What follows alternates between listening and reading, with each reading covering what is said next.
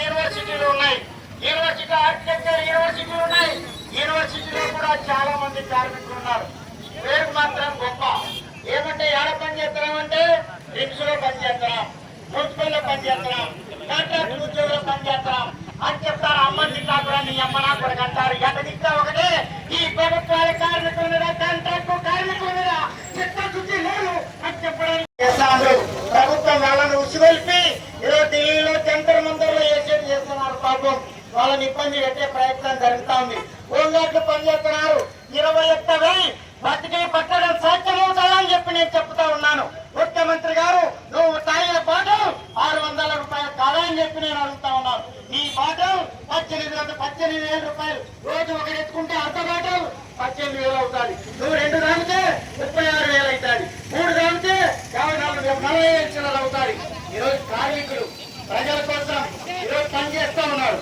నిస్వార్థంగా, రాజీ లేకుండా, నిజాయితీతో, ఇచ్చతో, పట్టుదలతో, పంటలతో, కమిట్మెంట్ తో ఈరోజు పనిచేస్తా ఉన్నారు. పనిచేసే కార్మిక వర్గానికి 5,000 ఇస్తాం, 10,000 ఇస్తాం, 12,000 ఇస్తాం, 18,000 ఇస్తాం. ఏమన్నా మీరే మొత్తం కుటుంబంలో సంపాదించిన అక్రమైన సంపాదన మేము అడగలేదు. ప్రజలు పన్నులు కట్టే డబ్బులు వచ్చే ఆదాయాన్ని ప్రజలు ఈ రోజు నిస్వార్థంగా పనిచేస్తే మాకు మాత్రం వేతనాలు పెంచడానికి ఎందుకు ఇవ్వడం చెప్పి అడుగుతా ఉన్నాం. పక్కన పంజాబ్, హర్యానాలో మన మొత్తం అందరినీ కూడా పర్మనెంట్ చేసినారు. ఆంధ్రప్రదేశ్ లో ఎందుకు చేయమని చెప్పి నేను అడుగుతా ఉన్నాను. వీళ్ళు ఎమ్మెల్యేలు, ఎంపీలు చాలా పేదవాళ్ళు. తొండగా కండ వేసుకుంటారు, సంతకం రాదు, చైర్మన్లు అవుతారు, డైరెక్టర్లు అవుతారు. మేమున్న 3 దాఖల కాడ ఏమన్నా ముగించుకోండి, మాకేం అభ్యంతరంగా, ఏమన్నా చేయించుకోండి, మాకేం అభ్యంతరంగా. ఈ రాష్ట్రంలో, ఈ జిల్లాలో ప్రజల బాగు కోసం ఈ రోజు పనిచేస్తా ఉంటే ఏమాత్రం కూడా ఇచ్చే పరిస్థితి లేదు. అందులో భాగంగానే పాపం గోవిందాలు కూడా 21,000 ఇస్తారు. ఆయన కానిస్టేబుల్ చెప్పి అనేక రకాల పని చేయాలా. చచ్చిపోతే లెక్కలా, పెన్షన్లా, పిల్లల చదువుకు లెక్కలా, ఏ మాత్రం లెక్కలేని పరిస్థితి ఉంది. ఇలాంటి పరిస్థితుల బ్రాకెట్ కూడా అమలయ్యే పరిస్థితి లేదు. 1972 యాక్ట్ అని చెప్పి ఈరోజు నేను చెప్పదలుచుకున్నాను. ఈ పోరాటం చేయాల్సిన అవసరం ఉంది, సాధించుకోవాల్సినటువంటి అవసరం ఉందని చెప్పి నేను చెప్పదలుచుకున్నాం. రాబోయే కాలంలో ఎన్నికలు వస్తా ఉన్నాయి. ఈ ఎన్నికల్లో కార్మిక వర్గానికి వ్యతిరేకంగా ఎవరైతే పనిచేస్తారో వారికి వ్యతిరేకంగా మన ఓటు ఆయుధమనే ఉపయోగించుకొని మనం ప్రయత్నం చేయాలని చెప్పి నేను విజ్ఞప్తి చేస్తా ఉన్నాం. అదే పరిస్థితుల్లో మనం చేయాలి. ఇలాంటి వాటికి మనం అనేక రకాలుగా కార్మిక వర్గాన్ని ఐక్యం చేసే పని మనం చేయాలి. మన వాళ్ళ అవకాశ ఉద్యోగులు అన్ని డిపార్ట్మెంట్లో తిరిగినారు. వాళ్ళ బాధ, వాళ్ళ ఆవేదన ఏమిటంటే ఏం చేస్తామన్నా, ఏం చేయడం కాదు, ఏం చేయడం అనే కాదు, ఈ ప్రభుత్వాలను కూల్ చేయగలిగిన వాతావరణం కల్పించగలిగిన శక్తి, వాట్సాప్, ట్విట్టర్, ఫేస్బుక్ ద్వారా మనం చేయగలిగిన శక్తి ఈరోజు మనకు ఉందని చెప్పి నేను మీకు అందరికీ ప్రత్యేకంగా నేను చెప్పదలుచుకున్నాను. ఆ ప్రయత్నం చేయాలని చెప్పి నేను విజ్ఞప్తి చేస్తా ఉన్నాను. సెంటర్ లో పిల్లలు డిగ్రీ, పీజీలు, ఎంపీలు, పిహెచ్డీ చేసినటువంటి వాళ్ళు, ధర్మేంద్ర ప్రధాన్ లాంటి 98లో లీక్ అయితే పోరాటం చేసిన వ్యక్తి, అదే లీకు ఇంటికి పంపించిన చరిత్ర విద్యార్థి లోకానికి ఉంది.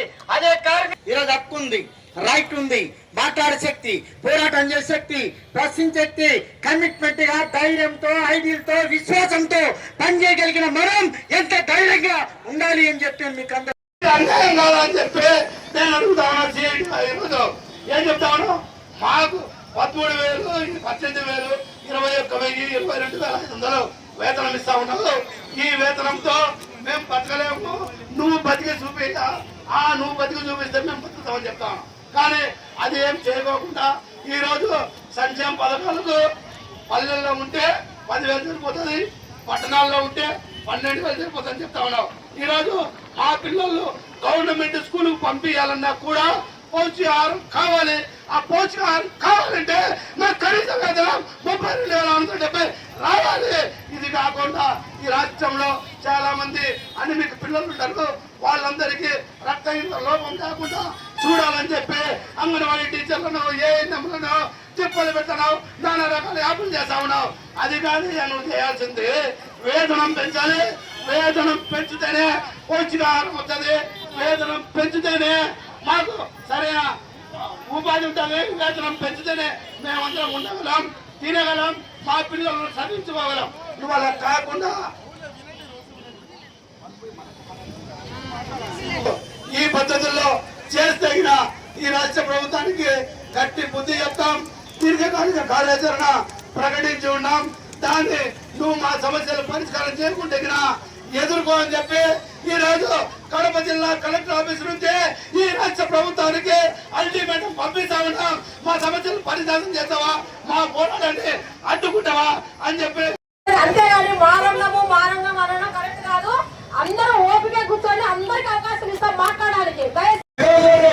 2 సంవత్సరాలు అయిపోయింది. ఏ ఎన్నికలలో మొత్తం అన్ని రకాల మున్సిపల్ కార్మికులు అంగన్వాడీ వాళ్ళు ధర్నా చేస్తే వాళ్ళ యొక్క ఎమ్మెల్యేలు వాళ్ళ యొక్క పార్టీ అభ్యర్థులు రోజు మీ ధర్నాల దగ్గరికి పడిగాపులు కాల్చినాం.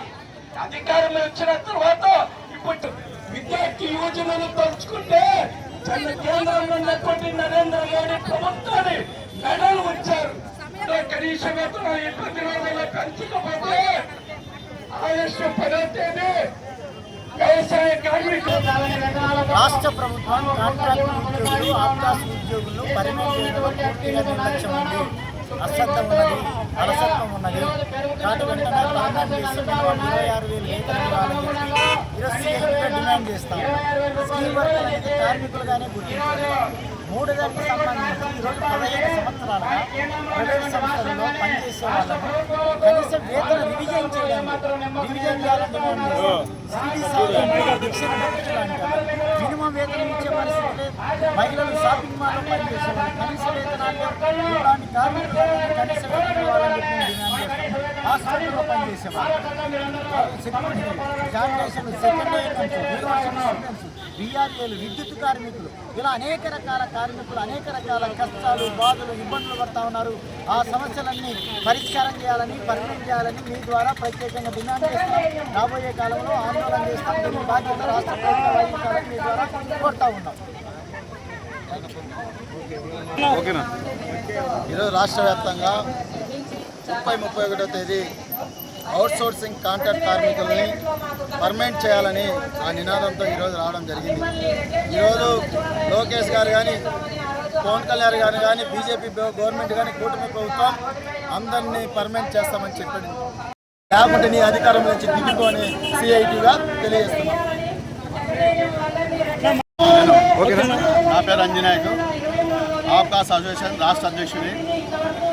గత ప్రభుత్వంలో సామెత చెప్పినట్టు కాలయాపన చేసుకుంటూ గత ప్రభుత్వం, వచ్చే ప్రభుత్వం, జరుగుతున్న ప్రభుత్వం, మహాకూటమి ప్రభుత్వంలో కూడా అదే ధోరణిలో అవలంబిస్తూ కాలయాపన చేస్తూ ప్రజలను మభ్యపెడుతున్నారు. కార్మికులకు జీవితాలను నాశనం చేస్తారు. ఎంతో అసంఘటిత భావాలతో బాధపడుతున్న వాళ్ళను తుంగలో తొక్కి పట్టించుకోని నాదుడు లేడు. ఎందుకంటే చేస్తే చేయండి, లేకపోతే వెళ్ళిపోయింది అనే ధోరణిలో వాళ్ళు వ్యవహరిస్తున్నారు. అంటే ఏదో వాళ్ళని ఏజెన్సీకి ఇచ్చేస్తాము, ఏదో ఒకసారి టెండర్ చేస్తాము అనే ప్లాన్లో తప్ప ఏదో కార్పొరేషన్ వ్యవస్థను ఏర్పరిచారు. ఆర్టీసీ కార్మికులు ఎలా అయితే రెగ్యులర్ చేశారో కార్పొరేషన్ ద్వారా ఆప్కాస్ కార్మికులు కూడా మినిమం టైం స్కీమ్ కానీ రెగ్యులర్ కానీ చేసే యోచనలో కమిటీ పెట్టారు నారా లోకేష్, నారాయణ మరియు మంత్రులు గారు. దాన్ని ఎలాంటి న్యూస్ బయటికి రాకుండా దాన్ని కాలయాపన చేస్తుందా. 2.5 సంవత్సరం ప్రభుత్వం కాలం గడుపుతున్నా ఇప్పటికైనా నాకు తల్లికి వందనం ఏ కుటుంబానికైనా ₹1 చెల్లడం లేదు. ఎందుకంటే గవర్నమెంట్ ఉద్యోగస్తులుగా భావిస్తారు. గవర్నమెంట్ ఉద్యోగస్తులు కానీ కాదు, కార్మికులం. మాతో 8 గంటలు పని చేస్తున్నారు. రెగ్యులర్ ఉద్యోగస్తుడికి 62 సంవత్సరాలు రిటైర్మెంట్, అంటే 62 సంవత్సరాలు రిటైర్మెంట్ ఇస్తే మాకు అవుట్కాస్ట్ ఉద్యోగస్తులకు మాత్రం 60 సంవత్సరాలు ఇంటికి పంపిస్తారు. ఎందుకంటే మీతో మాకు పని లేదు, అయిపోయింది చాలా అనేసి మా జీవితాన్ని ఎవరికి చెప్పుకోలేక ఇట్లా ప్రభుత్వాన్ని కానీ ఇలా ఫ్యామిలీ కానీ మా కుటుంబాల్లో మేము చెప్పుకోలేము. పేరుగా ఉద్యోగం దయచేసి మాకు న్యాయం చేసి ఇలాంటి ధర్నాలలో